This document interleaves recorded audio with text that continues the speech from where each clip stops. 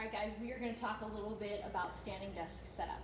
I love that a lot of you have standing desks, you work at home, but oftentimes I see the same problems that we have with the seated desk and the standing desk.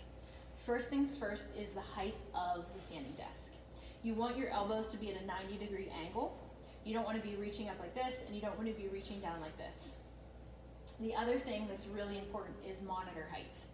So ideally, like if I'm working on my laptop here, this monitor is a little bit low for me. I want to be looking straight at the monitor with my hands at 90 degrees.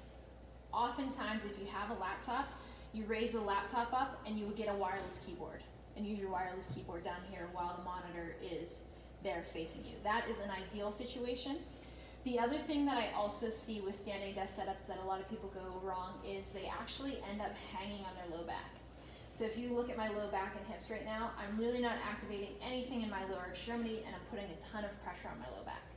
There's a couple ways we can correct this. If you do like to stand with your feet next to each other, all I want you to do is just start squeezing your butt cheeks together. That'll automatically bring you out of that lumbar lordosis.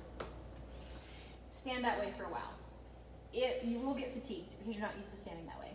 So the next thing I want you to do is go into a walk stance position. So one foot in front of the other, still maintaining that glute squeeze. This does take a lot of pressure off of your low back. And then every so often, just switch legs so that one is more forward than the other. The other thing is, if you want to vary out of that position, is you can put your foot up on something. That does put a lot more pressure on your hip. If you're going to put your foot up, don't let that hip jut out to the side, because that puts all the pressure onto your hip. So we want to squeeze that butt cheek again, stay nice and tall. The biggest thing is, like with everything, whether it's sitting, standing, is change the position frequently throughout the day.